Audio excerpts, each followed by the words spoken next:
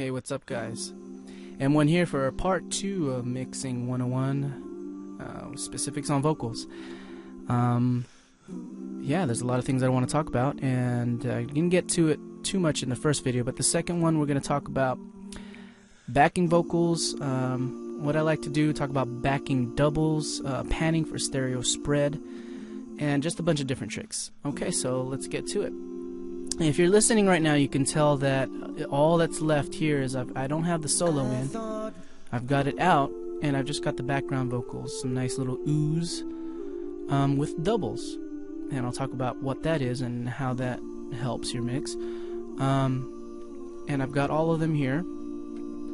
Now, first thing that comes to mind is when you're mixing a group of vocals or a group of tracks that are numerous.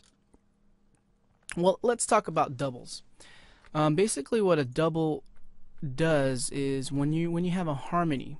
In this case, let's solo this first harmony. Basically, when you have a harmony like that, it sounds better to put an exact copy.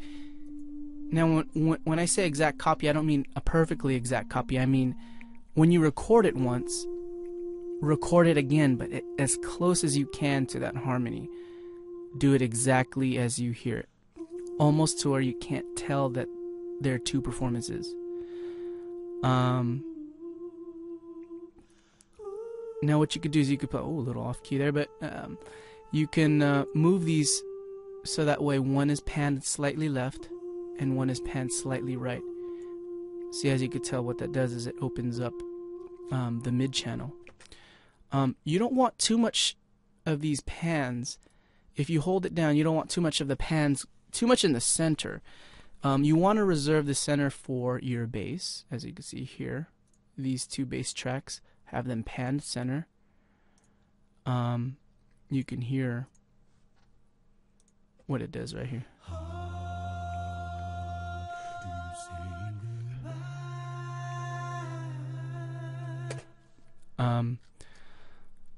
And the rest of your harmonies, what you have here is we have a bunch of different harmonies, all doubled.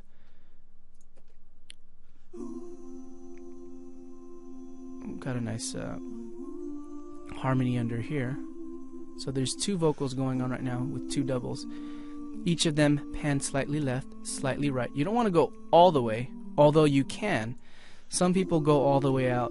I tend not to like to do that so much. Don't pan something so hard or so hard left or right, unless you have a very good reason to do so. You can, but it becomes more apparent that it's a double. You see what I'm saying? Well, if you tuck them in and you play with them, almost sounds like one voice, and that's the trick to doubling. Going in here, adding the third harmony. So you can see I have one panned left 63 and one right at 69. Putting that all together with the solo right up the middle.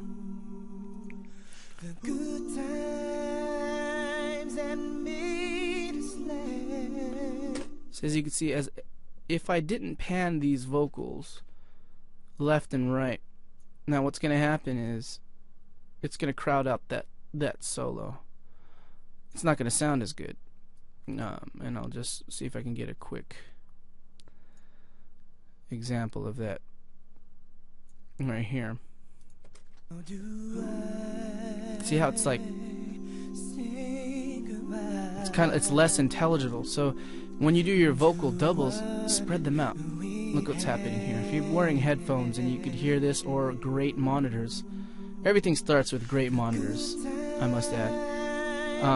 Rule for monitors: spend as much money as you can on monitors. A lot of people love to buy $4,000 mics and spend $200 on crappy monitors.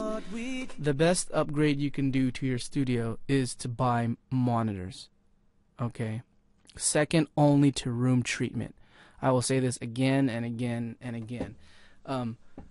You know, you may have 20, 30 grand worth of gear, but if you're listening through crap monitors, you're not going to hear any of the difference any of that gear is going to make, at least not in a professional perspective, that you can hear the difference and make decisions based off of those reference monitors. I myself am very fond of Dyne Audio.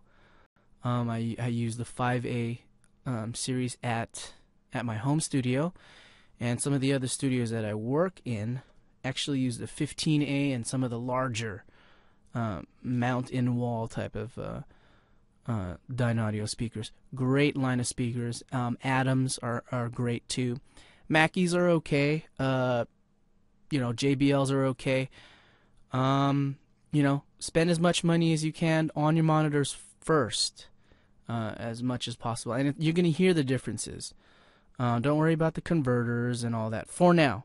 Converters are important, but in my opinion, for overall work, your monitors are going to be one of the biggest things next to room treatment, and I'll talk a little bit more about that later on. So for backing vocals, we talked about vocal busing in some of the other tutorials with voicings, and what I've done is, well, let's talk about grouping first. In Pro Tools, if you hold down Shift, select a track in white, as so, and I go ahead and select subsequent tracks. Now what that does is it selects a group of vocals that I can then assign and do group functions to by holding Control G, brings up the group, create a group dialog. I can type anything here called backing let's say Vox, because I've got one already created here. Let's say vocals with a Z for all y'all ghetto people. And when I hit OK, it brings up a little button here on the side. I don't know if you could see that right there.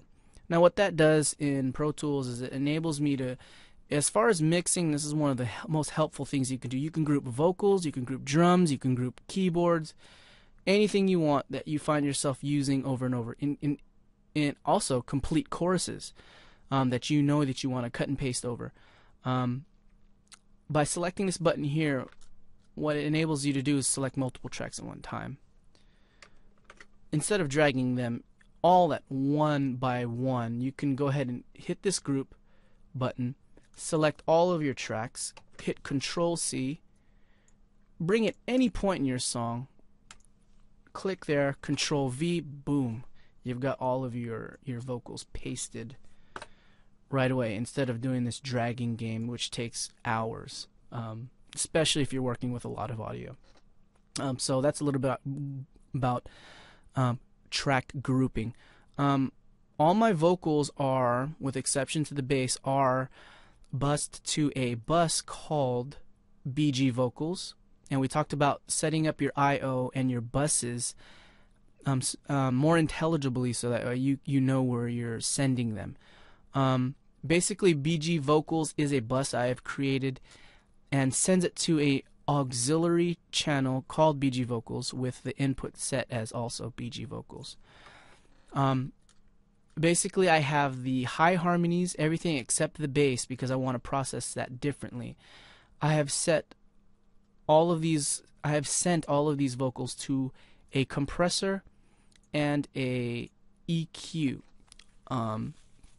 because I knew in my head that I wanted them processed the same. So if you want to listen to these, basically they're all being sent to this compressor, and pushing it helps a little bit with the blending. When you send a group of vocals to one compressor, it blends them together by pushing some of the louder harmonies down and some of the choir harmonies up, giving a nice, as you could tell, it's nice, not completely blended, but it does a good job of melting all of the vocals together, and that's the trick that you want. With an EQ, when I EQ backing vocals, you don't want to necessarily put too much emphasis on the same frequencies high end as your vocal, because you want it to stick out but not overpower your vocal. Roll off at 98 for me. That just use your ears, when you're doing these kind of EQs.